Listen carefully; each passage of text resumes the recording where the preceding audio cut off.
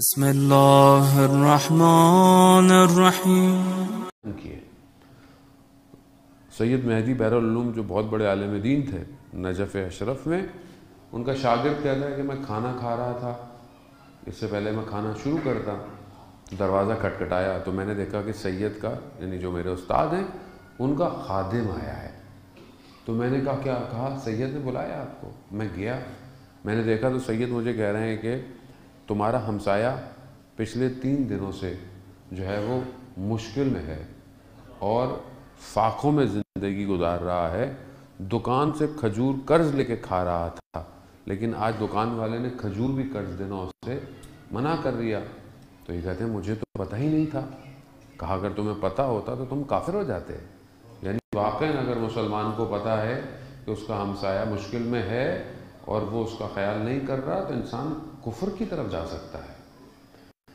तो फिर उन्होंने खाना दिया, एक तश्त दिया खाने से भरा, ऊपर कपड़ा, जाओ और इज्जत नफ्स रखते हुए हमसाये को कहो कि आज मेरा दिल चाह रहा है कि मैं आपके साथ खाना खाऊं, न कि आपको देने आया हूं, नहीं, आपके साथ खाने का दिल चाह रहा है। कहता मैं गया, उसने कहा बैठ जाए, खाने बैठा। तो जब खाने का कपड़ा हटा ऊपर से तो खाना देखकर वो मुझे कहने लगा कि ये खाना आपका नहीं लगता, ये किसी बड़े अरब का खाना है, तो वो मैं नहीं खाऊंगा जब तक आप मुझे हकीकत नहीं बताएंगे।